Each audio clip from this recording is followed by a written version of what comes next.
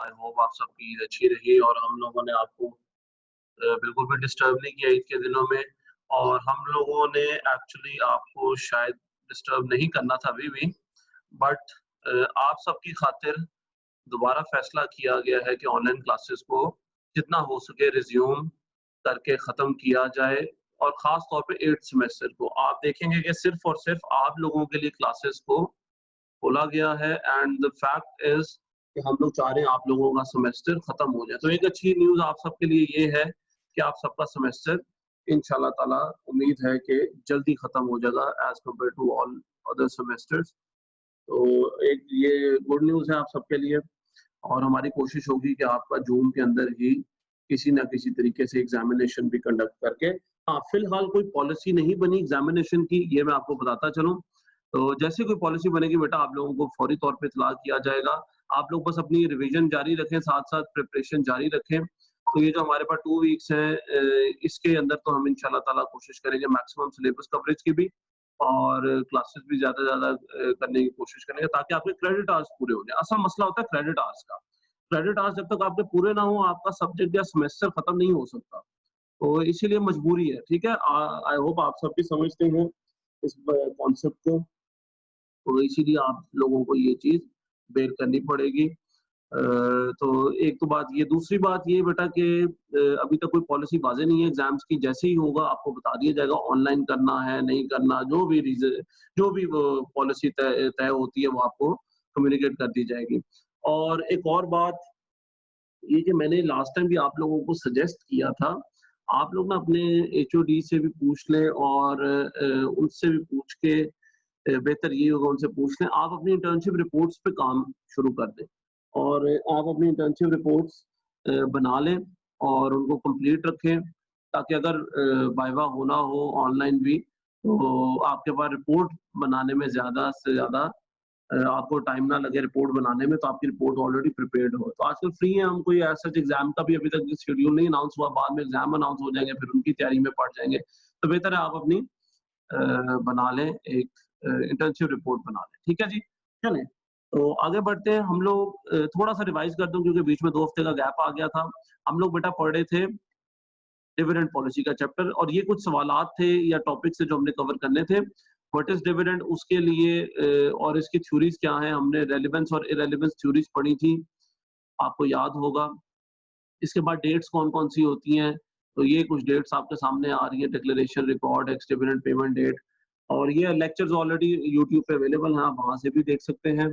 और फिर फैक्टर्स, ये बड़ा इंपॉर्टेंट टॉपिक है, ये वो फैक्टर्स हैं जो कि डिविडेंड पॉलिसी को अफेक्ट करते हैं।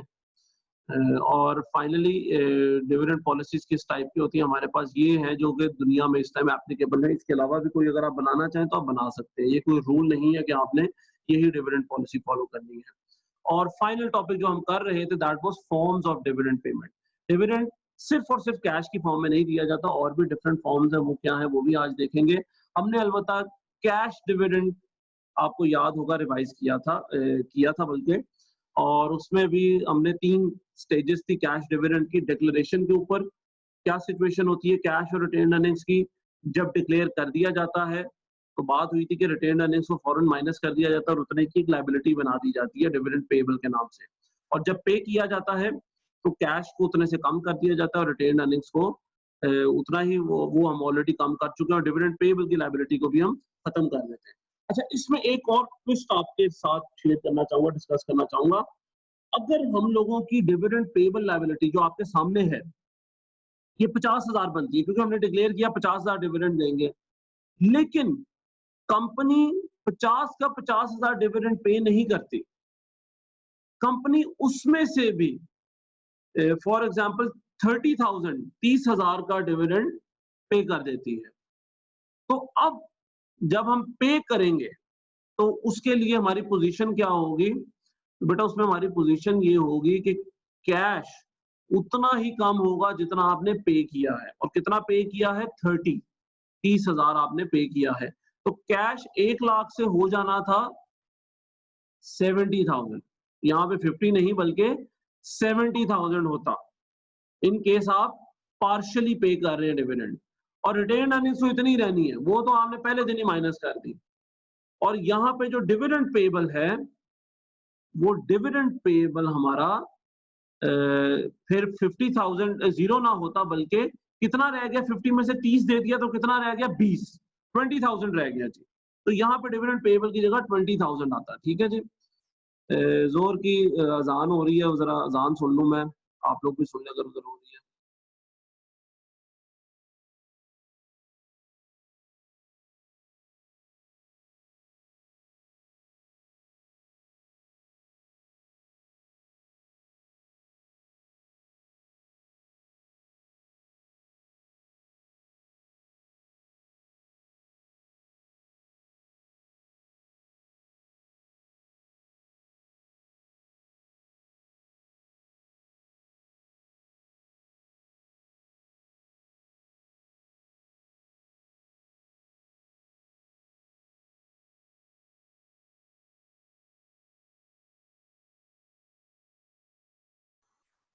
ओहो, आई एम सॉरी जी, वेलकम बैक। और मैं दोबारा से बता दूं, मैंने ये बात बेटा की थी कि डिविडेंड अगर आप पार्शियली पे करते हैं, मैं आपको ये बता रहा था, तो उसके लिए क्या हमारे पास सूरत हाल है।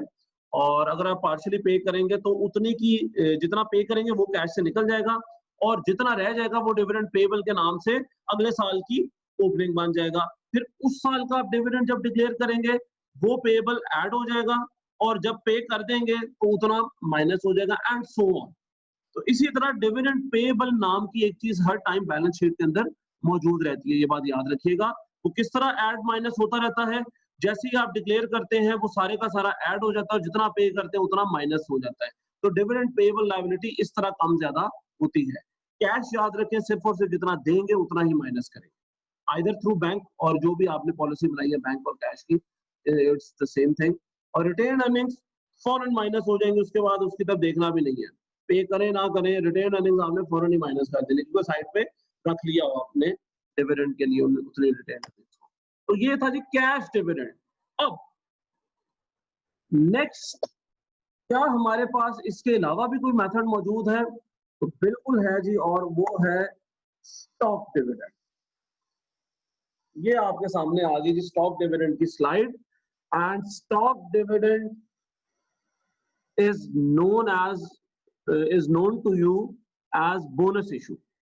आप सबको याद होगा, आप लोगों ने कभी ना कभी ये रटे ही मारे होंगे इसकी एंट्रियों के और इसकी एडजस्टमेंट्स के। बोनस इशू, तो बोनस इशू क्या होता है जी?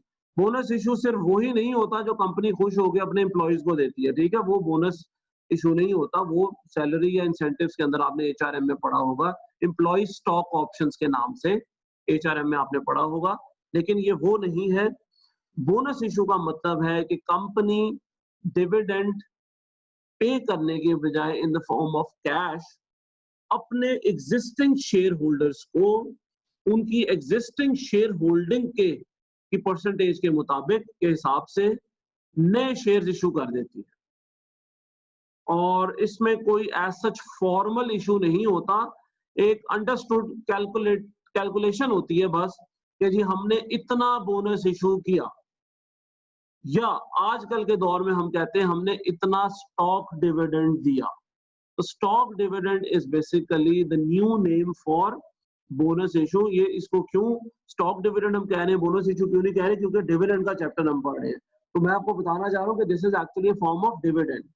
तो कंपनी डिविडेंड कैश में देने की बजाय अक्सर स्टॉक डिविडेंड इशू कर देती है। अब ये क्यों दिया जाता है, कैश क्यों नहीं दिया जाता, या स्टॉक डिविडेंड क्यों दिया जाता है?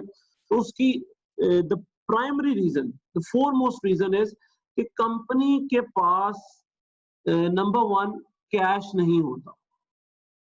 कंपनी के पास कैश नहीं होता, प्रॉफिट हुआ हो शायद बट कैश नहीं है, या कंपनी की लिक्विडिटी पोजीशन इतनी अच्छी नहीं है कि हम कैश डिविडेंड दे दें, बट प्रॉफिट अच्छा हुआ है और कंपनी डिविडेंड देना चाह रही है but not in the form of cash. तो क्या करें जी?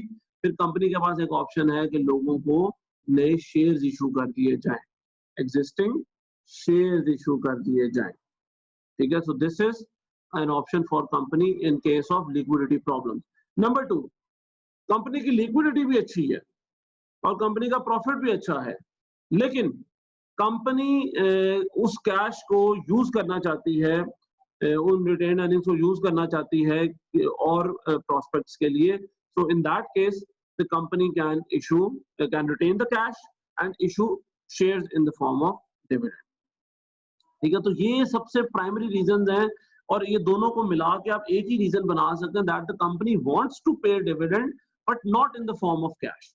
Then what option does the company have? The company has actually 3 options जो हम पढ़ेंगे, but the primary option is the most favorite option of the company is a stock dividend। ठीक है, तो ये वो रीजन है जिसके लिए स्टॉक डिविडेंड इशू किया जाता है। एक और रीजन है कि कंपनी अपने शेयर्स की तादाद बढ़ाना चाहती है। उसकी बहुत सी रीजन हो सकती हैं। कंपनी अपनी ओनरशिप डाइल्यूट करना चाह रही है, अगर या ओनरशिप डाइल्यूट वैसे होती है इससे? ओनरशिप डाइल्यूट नहीं होती। क्यों नहीं होती?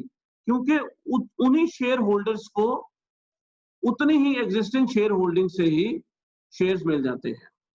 ठीक है, अच्छा, खैर कंपनी अपने नंबर ऑफ शेयर्स बढ़ाना चाहती है, उसकी रीजन आगे स्टॉक स्प्लिट में पढ़ेंगे तो बेहतर है।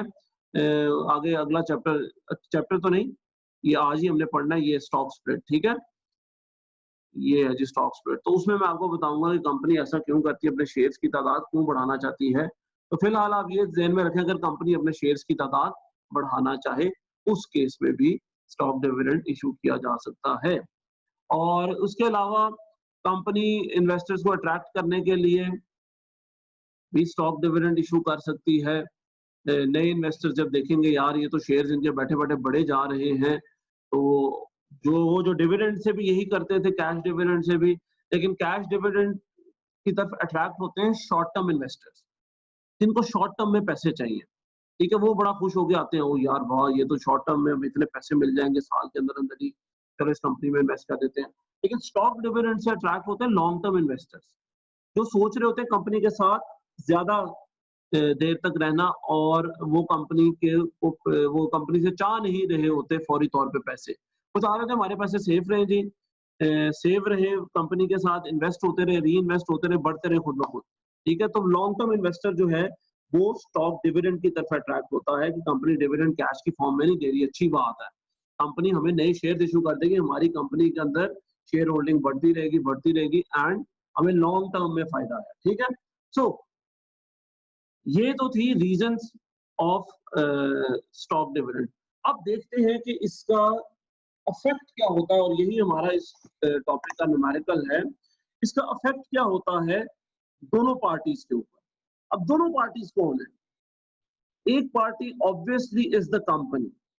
Whenever the company issues stock dividend, there would be an effect on its accounts, on its financial position। वो क्या है जी, उसके लिए हम ये एग्जांपल देखेंगे। और दूसरा कौन है, दूसरी पार्टी कौन है जिसके ऊपर इफेक्ट होगा? The share holder. वो शेयर होल्डर जिसको ये स्टॉक डिविडेंड मिलने जा रहा है, उसकी भी पोजीशन के ऊपर, प्रॉफिटेबिलिटी के ऊपर कुछ ना कुछ इफेक्ट तो होगा। वो भी हम देखेंगे कि क्या इफेक्ट होगा, अगर होगा तो उसके लिए हमें ये पढ़ना effect of stock dividend. And the number one effect of stock dividend we are going to study is on the company position। तो आपके सामने एक एग्जांपल है, आपकी बुक की एग्जांपल है गेटमैन की, उसी को मैंने यहाँ पे कोट किया है। For example there is a company ABC limited and it wishes to pay dividend through stock dividend. ठीक है, SD का मतलब है यहाँ पे स्टॉक डिविडेंड, ये आप याद रखिएगा बार बार, SD का मतलब है स्टॉक डिविडेंड, आगे हम यही टर्म यूज करेंगे। The company is paying a stock dividend, and this is the financial position of the company, an extract of the equity portion of the company before the stock dividend। तो आप देख सकते हैं stock dividend से पहले company का preferred stock था 3 लाख का, कॉमन स्टॉक है 4 लाख का, शेयर प्रीमियम जिसको capital paid in excess of par भी कहते हैं। ठीक है, paid in capital in excess of par. आप अगर ये नाम पढ़ें तो कंफ्यूज ना होइएगा बेटा, मैं दोबारा बता रहा हूँ। कॉमन स्टॉक को पार होता क्या है, पार वैल्यू पे क्या कैपिटल है, और उसके अलावा जो एक्स्ट्रा अमाउंट होती है कैपिटल की, जो पार वैल्यू से ऊपर की होती है, वो शेयर प्रीमियम होता है। ठीक है, मैं अगर आप में से कुछ को नहीं पता तो मैं दोबारा ये बता देता हूँ, आप लोगों ने ऑलरेडी पढ़ा हुआ है। एक कंपनी के शेयर की पार वैल्यू अगर 10 रुपए है वो कंपनी जब शेयर इशू करती है तो वो इशू करती है 25 रुपए का एक शेयर। अब 10 रुपए कॉमन स्टॉक में चला गया, वो जो 15 है पर शेयर, वो शेयर प्रीमियम में चला जाता है, क्योंकि दिया तो कंपनी ने 25 का, कंपनी को कैपिटल तो रेज हुआ 25 पर शेयर, तो इसमें से 10 कॉमन स्टॉक में जाएगा और 15 शेयर प्रीमियम में जाएगा। तो इसी तरह जितने नंबर ऑफ शेयर्स आप इशू करेंगे, मल्टीप्लाई कर दें पार वैल्यू के साथ, वो सारा कॉमन स्टॉक में चला जाएगा, और मल्टीप्लाई कर दें उसको रिमेनिंग अमाउंट के साथ जो मार्केट वैल्यू के साथ थी, तो वो सारा शेयर प्रीमियम में चला जाएगा। Clear? I hope so this is clear. अच्छा, फिर रिटेन्ड अर्निंग्स कंपनी की थी 7 लाख रुपए की, तो इस हिसाब से कंपनी की टोटल इक्विटी इस कंपनी की है 2 मिलियन यानी 20 लाख रुपए। तो 20 lakhs or 2 million is the total shareholding of the company. This is the example। और आपके साथ हुआ क्या जी, ये नीचे स्टेटमेंट एक लिखी है कि कंपनी की ये पोजीशन थी, but suddenly the company ABC Limited has 100,000 shares outstanding and इसके टोटल शेयर्स 1 लाख है, and declares a 10% stock dividend। तो स्टॉक डिविडेंड आपको परसेंटेज की फॉर्म में दिया गया है, 10% stock dividend.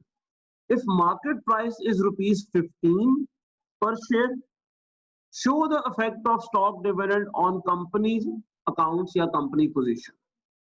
तो चलो जी, ये सिचुएशन है कंपनी के, आपके सामने ये इक्विटी बताई गई है, कंपनी के 1 लाख शेयर्स है टोटल, और कंपनी की मार्केट प्राइस है 15। अच्छा, यहाँ पे मैं एक दो बातें ना थोड़ी सी वैसे थोड़ी हटके इन अ सेंस सिलेबस में तो है, लेकिन वैसे बता दूं। नंबर 1, अगर कंपनी के 1 लाख शेयर्स हैं तो इसका मतलब है कंपनी के शेयर की पार वैल्यू क्या होगी। कॉमन सेंस, कॉमन स्टॉक है 4 लाख, 1 लाख शेयर्स हैं, तो एक शेयर की वैल्यू 4 होगी, तभी ये 4 लाख बना। ठीक है, तो पार वैल्यू अगर ना दी हो सवाल में तो आप लोग खुद भी कैलकुलेट ऑब्वियसली कर सकते हैं, आप अकाउंटिंग में करते आए हैं, फिर भी मैं आपको रिपीट कर दूं ये कॉन्सेप्ट। तो par value can be calculated by our own self, और वो किस तरह, नंबर ऑफ शेयर्स हैं और total common stock value given होगी, तो आप उसके साथ उसको डिवाइड करके मल्टीप्लाई करके कैलकुलेट कर सकते हैं। ओके। अच्छा, दूसरी बात यार, यहाँ पे ना प्रेफर्ड स्टॉक लिखा हुआ है। अच्छा, अब प्रेफर्ड स्टॉक के बारे में ना एक सदियों से चलती आई डिबेट है। वो डिबेट क्या है कि कुछ लोग कहते हैं कि preferred stock is not equity, और कुछ लोग कहते हैं कि प्रेफर्ड स्टॉक इज इक्विटी। क्योंकि स्टॉक है तो इसीलिए हम इक्विटी में इसको लिख तो लेते हैं, लेकिन बाय नेचर, हमने ये बात शायद डिस्कस की हो या ना की हो, तो आप लोगों ने इन्वेस्टमेंट में ये बात जरूर शायद कभी डिस्कस की हो, आपके सर ने आपको इन्वेस्टमेंट में बताया होगा कि प्रेफर्ड स्टॉक के आधे फीचर्स, आगे वैसे हमने पढ़ना था ये कॉस्ट ऑफ कैपिटल के चैप्टर में, वो हैं डेट के, और आधे फीचर्स हैं इक्विटी के। मैं जल्दी जल्दी बता देता हूं क्योंकि ये डायरेक्टली तो हमारे सिलेबस में नहीं था, लेकिन चले मैंने बता दिया तो अब आपको याद करना पड़ेगा। प्रेफर्ड स्टॉक पे रिटर्न फिक्स मिलता है, ये फीचर है डेट का। ठीक है, स्टॉक में तो हमें वेरिएबल डिविडेंड मिलता है हर साल, लेकिन इस पे रिटर्न फिक्स मिलता है। अच्छा, फिर प्रेफर्ड स्टॉक पे जो रिटर्न मिलता है वो डिविडेंड होता है, यानी वो प्रॉफिट से मिलता है। ठीक है, प्रॉफिट होगा तो मिल जाएगा, नहीं होगा तो खैर एक कुछ शेयर तो हैं जिनको मिल जाता, बट नहीं मिलेगा प्रॉफिट उस साल। ये किसका शेयर फीचर है, इक्विटी का। अच्छा, फिर जब लिक्विडेशन होती है तो प्रेफर्ड स्टॉक को क्रेडिटर के बाद पैसा मिलता है, again a feature of equity. लेकिन इक्विटी से पहले मिलता है, दोनों के दरमियान में मिलता है, अ फीचर ऑफ डेट। तो वोटिंग राइट्स इनके पास नहीं होते, फीचर ऑफ डेट। तो ये इस तरह की इनके आधे फीचर्स जो डिटेल में नहीं बता रहा, थोड़ा सा बस आपको गाइड किया है। आधे फीचर्स इनके डेट के होते हैं और आधे इक्विटी के होते हैं। तो ये अगर आप कहीं पे भी इसको इक्विटी के अलावा देखें, यानी लॉन्ग टर्म लायबिलिटीज के अंदर देखें, तो बेटा हैरानगी की बात बिल्कुल नहीं है। कुछ इनको रियलाइज करते हैं एज इक्विटी और कुछ इसको स्टॉक के तौर पर रिलाई करते हैं, आइडेंटिफाई करते हैं। तो प्रेफर्ड स्टॉक के बारे में ये बात आपने जेन में रखनी है। अच्छा, प्रेफर्ड स्टॉक के साथ हमारा कोई ताल्लुक ही नहीं, वो क्यों नहीं है? आंसर की तरफ बढ़ते हैं जी। ये ना भी लिखा होता तो हमें कोई फर्क नहीं पड़ता था, वो तो टोटल इक्विटी के लिए हमने अभी इसको लिख दिया। ये देखिए जी, इसका सोल्यूशन अब देखिए 10% stock dividend. Number 1, calculate the amount of dividend in rupees. अब डिविडेंड की अमाउंट निकालें कि अगर ये देखें बेशक ये स्टॉक डिविडेंड है लेकिन इसकी एक मॉनेटरी वैल्यू तो है, ठीक है, मॉनेटरी वैल्यू है तभी हम पढ़ रहे हैं, क्योंकि फाइनेंस के अंदर तो वो वही चीज हम कंसिडर करते हैं जिसकी मॉनेटरी वैल्यू हो। तो स्टॉक डिविडेंड की मॉनेटरी वैल्यू तो है, अब कितनी वैल्यू है इसके लिए देखें जी। ये नंबर 1, कैलकुलेट करें amount of dividend in rupees. उसका फॉर्मूला क्या है जी? New shares issued is equal to previous shares of the company into stock dividend percentage. यानी कंपनी के प्रीवियस शेयर्स थे 1 लाख के, आपने स्टॉक डिविडेंड इशू किया, अनाउंस किया, पे किया 10% का, तो नए शेयर्स कितने इशू करने पड़ेंगे आपको? 10,000। सिंपल। तो न्यू शेयर्स हमारे पास आ गए 10,000। इस तरह प्रीवियस शेयर्स को स्टॉक डिविडेंड की परसेंटेज के साथ मल्टीप्लाई कर दें। अच्छा, फिर price of new share, new shares यानी टोटल शेयर्स की प्राइस, या इसको कहते हैं डिविडेंड की अमाउंट कितनी है। क्योंकि आप बेसिकली जो नए शेयर्स इशू कर रहे हैं वो किस पे इशू कर रहे हैं? मार्केट वैल्यू के ऊपर। वो इशू हो रहे हैं जी मार्केट वैल्यू के ऊपर, तो वो उनकी अमाउंट की वैल्यू क्या होगी? New shares into market price पर शेयर। और न्यू शेयर्स आपने ऊपर कैलकुलेट कर लिया, 10,000 शेयर्स नहीं इशू कर रहे हैं, मार्केट प्राइस पर शेयर आपको पीछे दी गई है, देखें जी 15। तो बेसिकली आप जो डिविडेंड देने जा रहे हैं उसकी टोटल मालियत है 10,000 इंटू 15 विच इज ₹150,000। तो 1.5 लाख रुपए वर्थ का डिविडेंड आप देने जा रहे हैं। पैसे की फॉर्म में नहीं दे रहे, लेकिन स्टॉक भी जो आप दे रहे हैं, नया स्टॉक 10,000 शेयर्स, वो इतने रुपए मालियत के बनते हैं। तो ये है डिविडेंड की अमाउंट जो आप पे करने जा रहे हैं। ये तो था स्टेप नंबर 1। स्टेप नंबर 2 क्या है? Calculate revised retained earnings. ये एक लाइन लिखी है, इसको अच्छी तरह याद कर लें और देख लें। As soon as the amount of dividend is calculated, deduct it from the retained earnings. ये जो आपने 1.5 लाख निकाला है, इसको आपने माइनस कर देना है रिटेन्ड अर्निंग्स के साथ। तो फॉर्मूला क्या बना न्यू रिटेन्ड अर्निंग्स का? प्रीवियस रिटेन्ड अर्निंग्स माइनस अब डिविडेंड की अमाउंट जो आपने ऊपर कैलकुलेट की है। तो ये बना 7 lakh minus 1.5 lakh is equal to 5,50,000। तो 550,000 is the new amount of retained earnings. ठीक है, और यही हरकत हमने बेटा यहां भी की थी। जैसे ही डिविडेंड अनाउंस होता है आप रिटेन्ड अर्निंग्स को माइनस कर देते हैं। तो यहां पे भी हमने यही किया कि जैसे ही आपने अमाउंट कैलकुलेट की उतनी ही अमाउंट रिटेन्ड अर्निंग्स में से निकाल दी। ओके, एक सवाल मैं देख लूं जी आया है।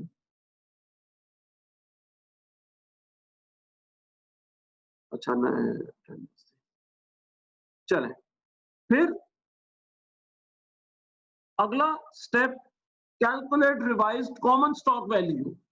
तो कॉमन स्टॉक की वैल्यू नहीं देखते हैं जी क्या है, उसके लिए आप निकालें पहले इंक्रीज इन कॉमन स्टॉक।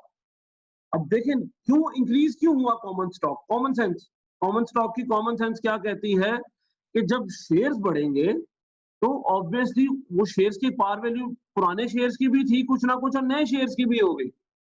नए शेयर्स की भी तो कुछ ना कुछ पार वैल्यू होगी। तो आपने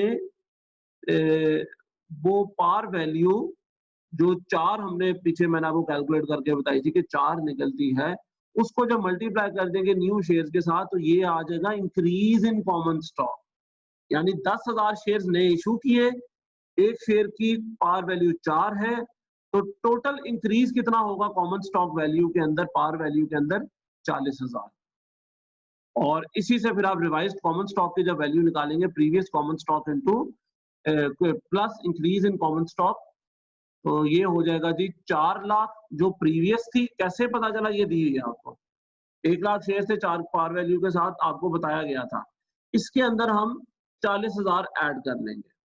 तो ये total revised common stock value बन जाएगी 4,40,000। ठीक है बेटा, साथ-साथ क्लैरिफाई करते रहें, अगर कोई क्वेश्चन हो तो साथ-साथ ही करते रहिएगा। अच्छा, next is to calculate the revised share premium। ये थोड़ा ट्रिकी पार्ट है और ये सबसे ट्रिकी पार्ट है। अभी तक तो बहुत आसान था, ठीक है, कॉमन सेंस ही चल रही थी, हमने फॉर्मूला बना के और इजी कर दिया। तो this is the most tricky part, calculate the revised share premium. अब यहाँ पे मैंने जो आपको पीछे शेयर प्रीमियम का कॉन्सेप्ट बताया था वो इसलिए बताया था क्योंकि यहाँ पे वो चीज हमने डिस्कस करनी थी। मैं दोबारा बता रहा हूँ, सुने गौर से, और आप लोगों ने ये पहले भी ऑलरेडी पढ़ा होगा लेकिन अगर भूला है तो दोबारा सुन ले जी। कैलकुलेट रिवाइज्ड शेयर प्रीमियम होता क्या है, दोबारा बता रहा हूं। शेयर प्रीमियम का दूसरा नाम है capital paid in excess of par. आप शेयर जब इशू करते हैं तो वो मार्केट वैल्यू पे इशू करते हैं, लेकिन उसकी एक पार वैल्यू भी होती है जो कि अमूमन क्या बल्कि तकरीबन हर दफा ही मार्केट वैल्यू से कम ही होती है।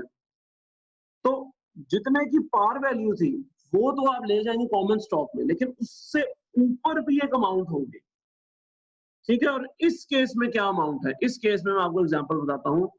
बेटा आपके शेयर की पार वैल्यू है 4, आपके शेयर की पार वैल्यू है 4, आपने वो शेयर इशू किया है 15 में, मार्केट वैल्यू है 15। अच्छा, अब ये जो 4 रुपये पर शेयर था ये तो चला जाएगा कॉमन स्टॉक के अंदर पार वैल्यू के साथ, और ये ऊपर आपने स्टेप 3 में किया भी, increase in common stock 4 into 10,000। लेकिन ये जो ऊपर के 11 रुपए हैं, 4 से ऊपर जो 11 रुपए हैं, 15 रुपए तक जाने के लिए जो एक्स्ट्रा अमाउंट है, ये है शेयर प्रीमियम, ये है capital in excess of par. Par value से ऊपर कितना रुपया है, 11 पर शेयर। तो अगर आप इंक्रीज इन शेयर प्रीमियम निकालना चाहते हैं तो उसके 2 तरीके हैं जी। नंबर 1 तरीका क्या है जो मैंने बता दिया, मैं बल्कि यहाँ पे लिख भी देता हूं, ठीक है जी। एक और तरीका है हमारे पास, और वो क्या है, ये 11 आपने कैलकुलेट किया और इस 11 को मल्टीप्लाई कर दिया आपने एक्सेस शेयर्स के साथ, ये बन गया 1,10,000। ठीक है, एक शेयर पे एक्सेस कितना है, 11 का, टोटल शेयर्स कितने हैं नए, 10,000, तो हमारे पास एक्सेस आ गया 1,10,000 का। और दूसरा तरीका क्या है आपके पास, जिसका ऊपर फॉर्मूला भी लिखा है, dividend amount minus increase in common stock. तो बेटा ये जो डिविडेंड आप पे कर रहे हैं कि 2 जगह पे एडजस्ट होता है, common stock and share premium. Common stock में तो आपने एडजस्ट कर लिया 40,000 का, अब जो बाकी होगा वो किधर जाएगा, वो अंडरस्टूड बात है कि शेयर प्रीमियम में जाएगा। तो 1.5 लाख टोटल डिविडेंड की अमाउंट थी, उसमें इंक्रीज इन कॉमन स्टॉक आपने 40,000 का कैलकुलेट किया था, वो माइनस कर देंगे तो आपके पास आ जाएगा 1,10,000। ये वो इंक्रीज है शेयर प्रीमियम के अंदर। तो अब रिवाइज्ड शेयर प्रीमियम वैल्यू अगर हमने निकालनी हो तो उसका फॉर्मूला है previous share premium plus increase in share premium. Previously हमारे पास 6 लाख का शेयर प्रीमियम है, इंक्रीज हमने 2 तरीकों से निकाल लिया, किसी एक तरीके से भी आप निकाल सकते हैं 1,10,000 का, तो हमारा नया शेयर प्रीमियम हो जाएगा 7,10,000 रुपए का। तो बेटा ये टाइम खत्म होने लगा है, आप लोग इसी, जी बेटा वेलकम बैक। मैं एक सेकंड आपके साथ ये स्लाइड शेयर कर दूं।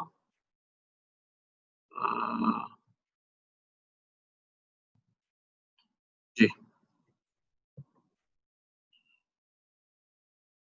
तो ये हम लोगों ने जी अभी तक देखा था शेयर प्रीमियम, मैं आपको बता रहा था दो तरीके थे, दोनों मैंने आपको बताए थे और रिवाइज़ शेयर प्रीमियम 7,10,000 आ गया। तो अब बेटा आपके सामने ना 3 चीज़ें मुख्तलिफ हुई हैं। सबसे पहले आपने रिटेन अर्निंग्स नहीं निकाली, वो इस तरह से निकाली जी previous retain earning minus dividend amount और डिविडेंड अमाउंट आपने पहले स्टेप में कैलकुलेट कर लिया। उसके बाद आपने रिवाइज्ड कॉमन स्टॉक निकाला, उसके लिए पहले इंक्रीज इन कॉमन स्टॉक निकाला, उसके पीछे भी कॉन्सेप्ट लॉजिक आपको बता दिया गया और ये आपके सामने 4,40,000 रिवाइज्ड कॉमन स्टॉक की वैल्यू थी। Then calculate the revised share premium, आपने शेयर प्रीमियम दोबारा निकाला और उसके बारे में अभी मैंने आपको बताया। तो ये 3 चीज़ें आपने रिवाइज की, उनको दोबारा से कैलकुलेट किया, उसके पीछे लॉजिक्स भी बता दी गई, आपको कॉन्सेप्ट भी बता दिए गए और कैलकुलेशंस भी बता दी गई।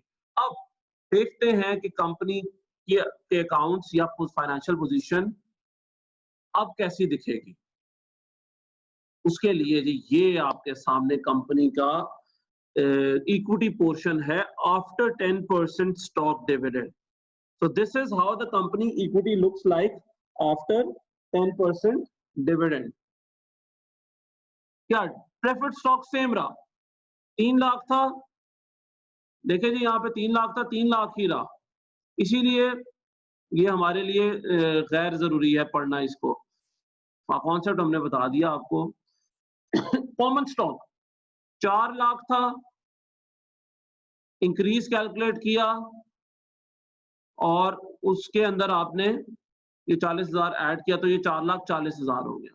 शेयर प्रीमियम 7 लाख था, ये नीचे स्टेप 4 में आपने कैलकुलेट किया था, रिवाइज्ड कितना होगा 7,10,000 आ गया। रिटेन अर्निंग्स 5 लाख थी, 7 लाख थी, 1.5 लाख का डिविडेंड अमाउंट आपने स्टेप 1 में कैलकुलेट किया और स्टेप 2 में आपने revised earnings retain earnings calculate कर दी उसको डिडक्ट करने के बाद। So if you add all these, तो मजे की बात ये है the total equity is still 2 million rupees as it was previously. आपने किया क्या, आपने एक बड़ी कमाल एक धोखा दिया शेयर होल्डर को और एक तरफ से पैसे उठा के दूसरी जगहों पे स्प्लिट कर दिए और आपकी ओवरऑल पोजीशन सेम रही। आपने रिटेन्ड अर्निंग का 1.5 लाख उठाया और उसमें से 40,000 दे दिया कॉमन स्टॉक को और 1,10,000 दे दिया शेयर प्रीमियम को, तो आपकी टोटल इक्विटी में कोई फर्क नहीं। आपने एक जगह से चीज उठाई और दूसरी जगह पे बांट दी, सिर्फ कागजों के अंदर ही। तो ये कंपनी के ऊपर स्टॉक डिविडेंड का ओवरऑल पोजीशन के ऊपर कोई इफेक्ट नहीं आता। तो चले देखते हैं फिर क्यों दिया जाता है। अगर कोई इफेक्ट नहीं आता तो शेयर होल्डर पे इफेक्ट देख लेते हैं, शेयर होल्डर पे शायद कोई इफेक्ट आता हो। तो शेयर होल्डर पे इफेक्ट देने के लिए एग्जांपल है आपके सामने, इसी कंपनी की एग्जांपल है कि mister x own 10,000 shares of ABC Limited before the stock dividend. Latest earnings of the company are rupees 220,000. What is the effect on Mr. X position after 10% stock dividend? तो चले investor के ऊपर क्या effect पड़ता है stock dividend का, ये उससे पहले की सिचुएशन है। स्टॉक डिविडेंड अनाउंस करने से पहले की पोजीशन है इस इन्वेस्टर की, मिस्टर एक्स की, और 10,000 शेयर से उसके पास इससे पहले स्टॉक डिविडेंड से। कंपनी की टोटल अर्निंग से 2,20,000 की, 10% स्टॉक डिविडेंड हुआ and this is how it would affect mister x. पहले देखें जी अफेक्ट ऑन शेयर होल्डिंग। अच्छा, इस स्टेटमेंट है साथ, इसके साथ इसी के अंदर कैलकुलेशंस भी हैं। अब mister x own 10,000 shares, that is 10,000 divided by 100,000 is equal to 10% of total shareholding of the company. क्या मतलब भाई, कंपनी के इस डिविडेंड से पहले, स्टॉक डिविडेंड से पहले 1 लाख शेयर्स थे और मिस्टर एक्स के उसमें से 10,000 थे, तो मिस्टर एक्स के पास टोटल कितनी परसेंटेज शेयर होल्डिंग थी, 10%। 10,000 डिवाइडेड बाय 1 लाख, सिंपल। अच्छा, आफ्टर स्टॉक डिविडेंड इसके शेयर्स कितने बन गए बेटा? इसके लिए फॉर्मूला ये आपके सामने है, 10,000 into bracket 1 plus 0.1। I hope आप लोगों को ये सिंपल सा कॉन्सेप्ट, एक मैथ्स का कॉमन सेंस का एक फॉर्मूला है, ये आता होगा।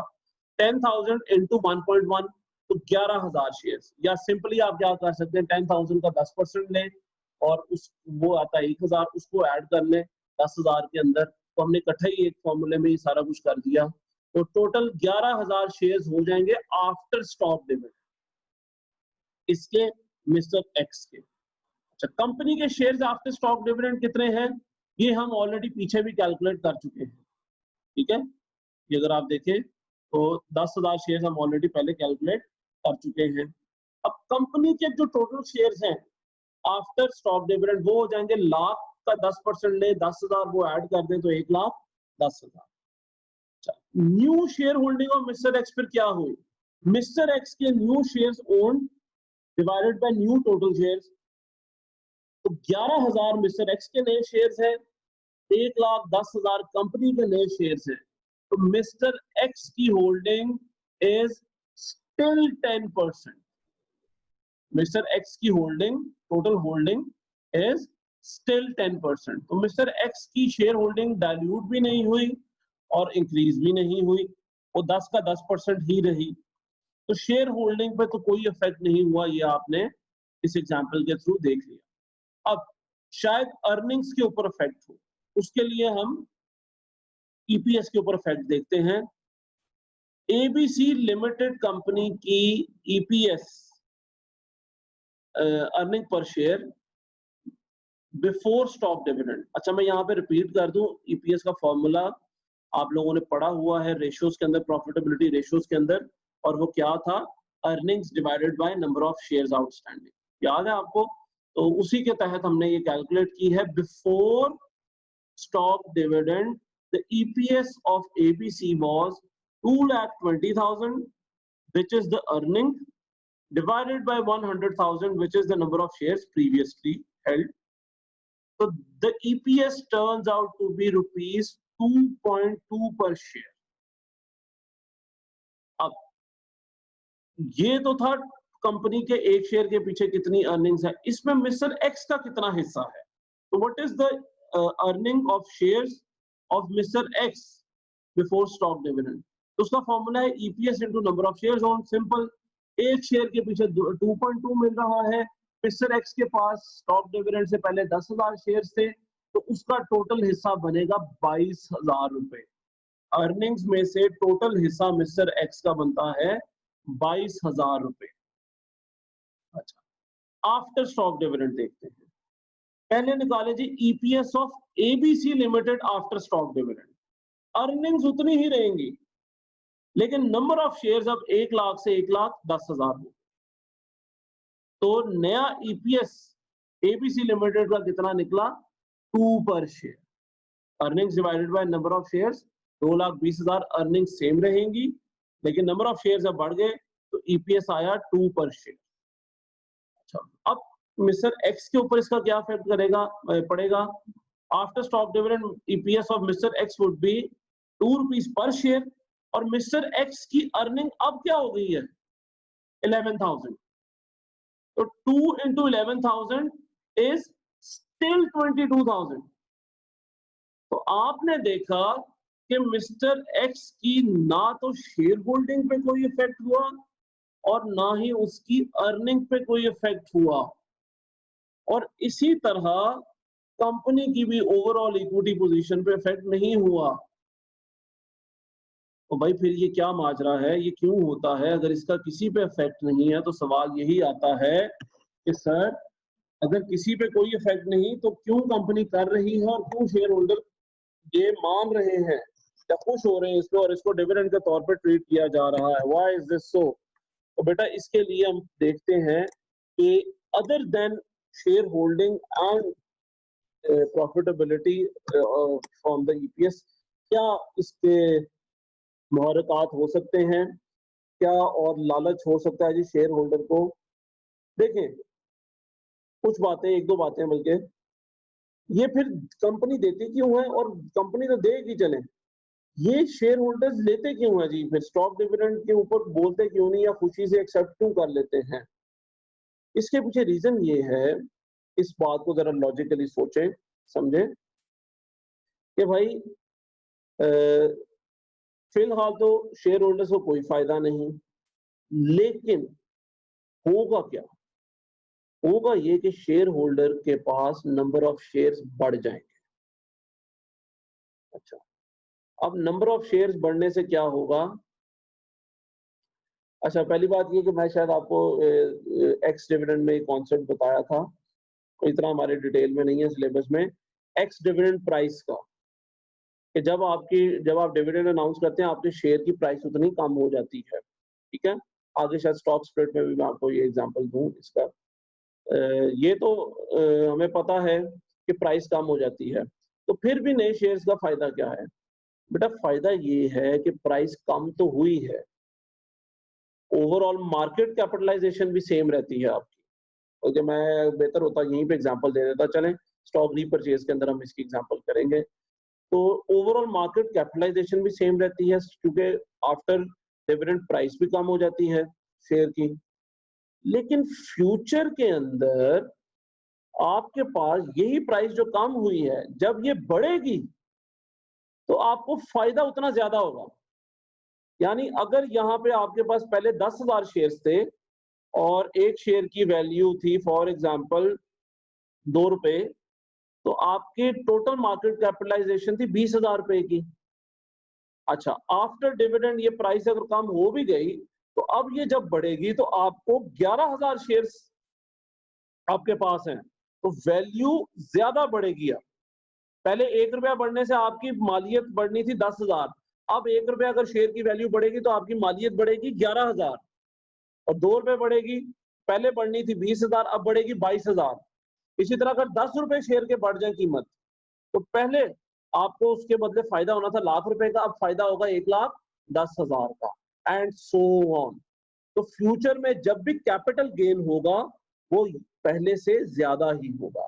10,000 शेयर्स का पहले गेन होना था, अब 11,000 शेयर्स का होगा। नंबर 2, आपको डिविडेंड इस बार तो नहीं मिला कैश डिविडेंड, या चले स्टॉक डिविडेंड मिल गया लेकिन कैश डिविडेंड नहीं मिला। वो मिला 10,000 शेयर्स पे, मिस्टर एक्स को मिला 10,000 शेयर्स पे। लेकिन फ्यूचर के अंदर जब डिविडेंड मिलेगा, तो वो मिलेगा 11,000 शेयर्स पे। जब फ्यूचर में कंपनी कैश डिविडेंड देगी या इवन अगर स्टॉक डिविडेंड भी दोबारा देगी, तो पहले उसको सिर्फ 10,000 रुपए मिलना था और पूरी जिंदगी 10,000 रुपए मिलता रहना था। अब उसको 11,000 रुपए मिलेगा पर शेयर डिविडेंड, जितना भी कंपनी देगी वो अब 10,000 की बजाय 11,000 शेयर्स पे मिलेगा। तो इसमें सिर्फ और सिर्फ जो लालच होता है वो होता है फ्यूचर एक्सपेक्टेशंस का या फ्यूचर अर्निंग्स का। और फ्यूचर में ये शेयर होल्डर ये समझता है कि मुझे कैपिटल गेन हो या डिविडेंड हो, दोनों पहले की निस्बत ज्यादा मिलेंगे। तो मैं 1 साल सब्र कर लूंगा, जो या थोड़ा सा सब्र कर लूंगा, उसका फल मीठा होगा, मुझे फ्यूचर में अब ज्यादा पैसे मिलेंगे। वही अर्निंग्स, वही कैपिटल गेन, वही डिविडेंड जो मुझे 10,000 शेयर्स पे मिलना था, अब वही कैपिटल गेन या डिविडेंड मुझे 11,000 शेयर्स पे मिलेगा। और कंपनी को क्या फायदा है? कंपनी ने बगैर एक देला दिए शेयर होल्डर्स को डिविडेंड दे दिया, खुश कर दिया। शेयर होल्डर्स भी खुश, कंपनी भी एक तरफ से खुश हो गई। शेयर होल्डर्स की ओनरशिप भी डाइल्यूट नहीं हुई, ठीक है? 10% था, उसका 10% ही शेयर होल्डिंग रही, तो प्रॉफिटेबिलिटी भी नहीं कम हुई। कम कुछ नहीं हुआ, बल्कि फ्यूचर में इससे ज्यादा ही हुआ। Okay, so this is the concept behind stock dividend, and this is why the stock dividend is preferred by the company and also not disliked by the shareholders. ठीक है बेटा, ये बात क्लियर है? अगर कोई क्वेश्चन है स्टॉक डिविडेंड के बारे में इस सेशन से या पिछले सेशन से, ये सारी स्लाइड्स आपके सामने है बेटा। इनमें से कोई अगर क्वेश्चन है तो देख लें, 2 मिनट ले लें, क्योंकि मैं फिर अगला टॉपिक स्टार्ट करने लगा हूँ स्टॉक स्प्लिट का।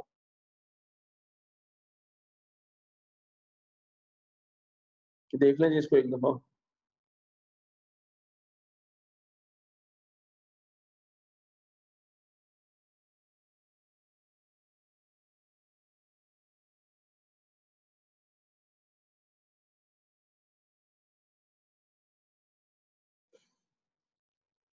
ये देख लें स्टेप 3 एंड 4।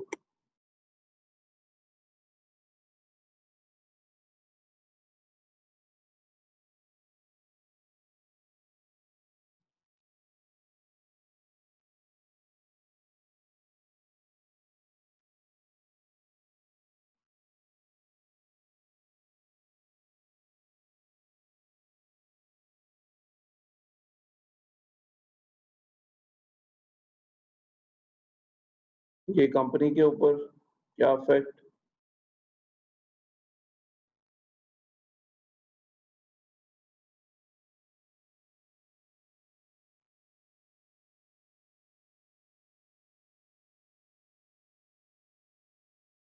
और ये अब इन्वेस्टर के ऊपर आप देखने जा रहे हैं इफेक्ट।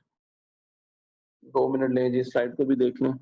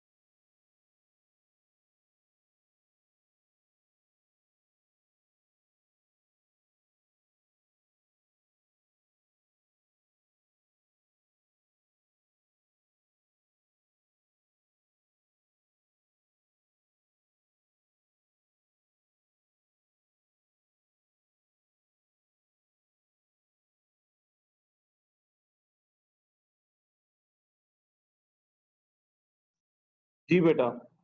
तो दिस वाज स्टॉक डिविडेंड। अभी तक कोई क्वेश्चन आया तो नहीं यार? आप लोग इतने माशाल्लाह लाइक हो गए हैं, क्या बात है। लाइक नहीं, मेरा ख्याल है आप आज ज्यादा लोग सो रहे हैं। चलें, क्या कर सकते हैं। अ, अच्छा अच्छा जी, before we move on to the next topic, आप लोगों से गुजारिश है बेटा, एहतियात करें।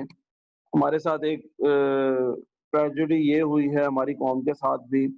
हम लोग खुद भी ये ट्रेजेडीज को दावत देते हैं कि जो असल जो मतलब बच-बचाव वाला टाइम था, जब इतना ये सिनेरियो नहीं पीक पे था, तब हम लोगों ने बड़ा ज़बरदस्त लॉकडाउन देखा और खुद इम्प्लीमेंट भी किया। क्योंकि गवर्नमेंट ने किया हुआ था, वही बात है ना, डंडे वाली कौम है। तो गवर्नमेंट ने स्ट्रिक्ट लॉकडाउन किया था, तो हम लोगों ने बड़ा फॉलो भी किया और तब कोई इक्का-दुक्का केस थे शहरों में भी। और अब जब पीक का टाइम है, तो लॉकडाउन तो चले नर्म हो गया, वो तो 100 बहस की जा सकती है, करना चाहिए या नहीं करना चाहिए। बट अब क्योंकि लॉकडाउन उस तरह से नहीं है, तो हम लोगों को लग रहा है कि ये चीज़ भी खत्म हो गई है, ठीक है?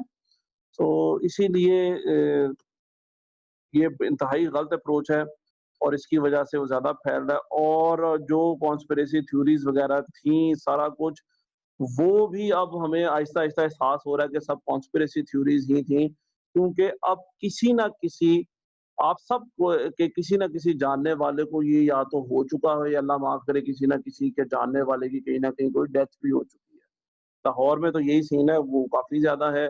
मैं हमारे कई टीचर्स को हो चुका है पंजाब यूनिवर्सिटी के कुछ लोगों के जानने वालों की डेथ्स 3-4 की तो मैं जान चुका हूँ जिनकी हो चुकी है। तो this is probably not something जो हम लोग समझते थे कि जी अपना ही बनाया हुआ है और ये और वो और मतलब ये चीज़ है, इसके साथ हमें एहतियात करें आप लोग। खुदा के लिए ये फ़ज़ूल का निकलना, ग्रोसरी एक दफ़ा कर रहे हैं और ये शॉपिंग और ये दोस्तों में मिलना-जुलना, रिश्तेदारों की तरफ ये खुदा के लिए इसको ज़रा कंट्रोल करें आप लोग, ठीक है बेटा? अपनी सेहत आप लोगों की सेहत की खातिर हम लोगों ने ये इतना संगीन कदम उठाया है यूनिवर्सिटीज़ बंद करने का, तो इसीलिए प्लीज़ इसकी एहतियात करें। अब है टाइम एहतियात करने का। यकीन माने ये 10 दिन आप लोग बिल्कुल घर में बैठे रहें, किसी से ना मिलें, रिश्तेदारों को भी कहें आप ना आएँ यार, मेहरबानी है आपकी, बाद में हम 10 दिन बाद मिल लेंगे, लेकिन अभी फ़िलहाल ये चीज़ का एहतियात करें आप लोग, ठीक है? तो ये जो जून का महीना है, ये बहुत ज़्यादा मुश्किल है। अल्लाह ताला हमारे मुल्क पे और पूरी दुनिया पे ही और मुस्लिम उम्मत पे भी रहम करे जी। अल्लाह से दुआ है आप लोग भी प्लीज़ सेफ रहें और खुदा के लिए अपने बुज़ुर्गों का ख़ास ध्यान रखें, अपने माँ-बाप का अपनी खातिर नहीं बेटा चलें हम तो जवान हैं, आपको लग रहा है कि आप जवान हैं और हम लोगों को कुछ नहीं होगा और देखी जाएगी कोरोना हो ही जाए खैर है। लेकिन आपके बुज़ुर्ग जो हैं वो उनका ध्यान रखें, उनकी खातिर आप लोग एहतियात करें। ठीक है? और अगर किसी को बुखार या कोई फ्लू टाइप सिम्पटम्स हों, कमरे में कैद हो जाएँ ज़बरदस्त ये तो हम पूरी ज़िंदगी ड्रीम करते थे, कि यार कमरे में बस मैं हूँ और कोई भी डिस्टर्ब करने वाला ना हो और मोबाइल और टीवी और ज़िंदाबाद। मैं कहता हूँ अल्लाह ने आपको मौका दे दिया, कि अपनी ड्रीम जो आप समझते थे ना जिसको ड्रीम आप ये भी देखें आप, कि यहाँ पे इस चीज़ को हम अपनी ड्रीम समझते थे, कि कोई काम ना हो और हम लोग कमरे में कैद हों और बिल्कुल कोई डिस्टर्ब करने वाला ना हो, हाथ में मोबाइल हो, इंटरनेट हो, टीवी हो, मज़े की लाइफ़। अब ये लाइफ़ है, लेकिन देख लें इसमें मज़ा नहीं है, ठीक है? एक हद तक आपको ये चीज़ अच्छी लग रही है, लेकिन एक टाइम आ गया है बल्कि हम लोगों की ज़िंदगियों में, अगर कहीं किसी के नहीं आया तो आ जाएगा कि अब आप कहेंगे बस यार बहुत अय्याशी हो गई। तो जो हम समझते थे अय्याशी है, वो असल अय्याशी नहीं है। तो असल जो मज़ा है वो लोगों में ही है। वो रूटीन के अंदर है। वो पढ़ने में तो नहीं चले लेकिन एक रूटीन के अंदर है यूनिवर्सिटी आने में, दोस्तों से मिलने में, रिश्तेदारों से मिलने में, लोगों से मिलने में। तो ये जो सोशल डिस्टेंसिंग इसके लिए असल अच्छा लफ्ज़ तो मैं कहूँगा फिज़िकल डिस्टेंसिंग होना चाहिए। इसकी वजह से देखें कि हम जो फिर एक हम कहते थे यार ये रिश्तेदार ये तो अज़ाब हैं, ठीक है मैं दूर-दूर ही रहूँ, ये रिश्तेदारों से मिलना भी अब हमें उनकी भी कदर होना शुरू हो गई है।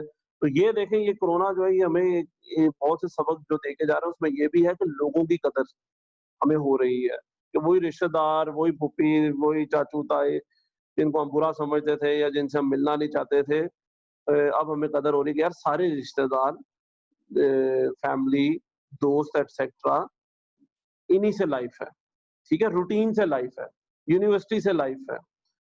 घूमने-फिरने से बाहर मौजें करने से लाइफ़ है। घर में बैठ के मोबाइल, इंटरनेट वगैरह ये बस क्या लाइफ़ है। तो जब इसके बाद इंशाअल्लाह ताला ये ठीक होता है जल्दी, इसके बाद भी अपनी प्रायोरिटीज़ को ज़हन में रखिएगा। दोबारा से अपनी लाइफ़ को रीसेट कीजिएगा और काफ़ी चेंजेज़ आपको भी करने की ज़रूरत होगी।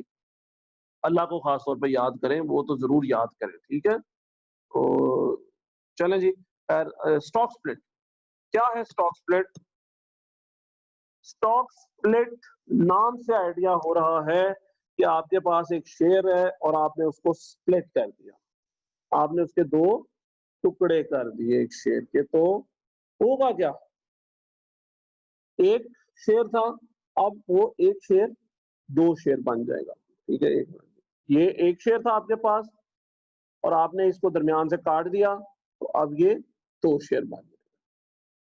तो ये है जी stock split in which you split the share into different या मोर देन 1 शेयर। अच्छा, अब ये तो मैंने आपको बताया 2 फॉर 1 इसको कहते हैं 2 फॉर 1 इसको कहते हैं जी 2 फॉर 1 यानी 2 फॉर 1 का मतलब है कि एक शेयर को 2 शेयर्स आपने ले लिए 1 के बदले 2 फॉर 1 2 शेयर्स बनाए गए 1 के बदले। ये 3-for-1 भी हो सकता है। 3-for-1 का मतलब कि आपने एक शेयर के 3 टुकड़े कर दिए, ठीक है जी, ये एक शेयर था, आपने इसके 3 टुकड़े कर दिए। अच्छा, फिर 3-for-2 भी हो सकता है कि 2 शेयर थे, उसके 2 टुकड़े कर दिए, उसके 3 टुकड़े कर दिए, सॉरी। नहीं, शेयर 2 ही थे, फॉर एग्जांपल ये जी 2 शेयर हैं आपके पास, आपने इसके 3 टुकड़े कर दिए, यानी 2 को कर दिया 3 में कन्वर्ट। तो ये कुछ भी परसेंटेज हो, ये कुछ भी रेशो हो सकती है। याद रखिएगा, ये रेशो कुछ भी हो सकती है।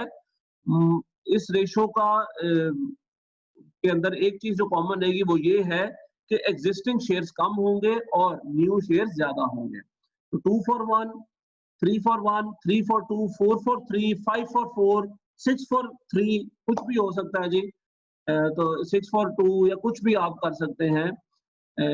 एक शेयर के बदले आप एक शेयर को बेसिकली ज्यादा हिस्सों में डिवाइड कर देते हैं। तो होगा क्या, जिनके पास जितने शेयर्स हैं वो इस स्टॉक स्प्लिट की रेशो से बढ़ जाएंगे। अब ये स्टॉक डिविडेंड से मिलता जुलता ही है, ठीक है, स्टॉक डिविडेंड से मिलता जुलता है, लेकिन इसका इफेक्ट भी डिफरेंट है और इसके अंदर और भी जो डिफरेंसेस हैं वो देखते हैं जी। नंबर 1 पहले देखते हैं why is it done. Again the same arguments are going to be presented for the stock split. Number 1, the company wants to pay cash dividend, but the company does not have cash. Secondly, the company doesn't want to change the equity position of the company. ठीक है, उसलिए भी किया जा सकता है। अच्छा, एक और बहुत बड़ा रीजन जो शायद स्टॉक डिविडेंड में इतना नहीं इस्तेमाल होता, वो ये है कि कंपनी अपनी शेयर की जो प्राइस है, मार्केट वैल्यू है, उसको चेंज करने के लिए भी स्टॉक स्प्लिट करती है, उसको चेंज करने के लिए भी स्टॉक स्प्लिट करती है। कैसे?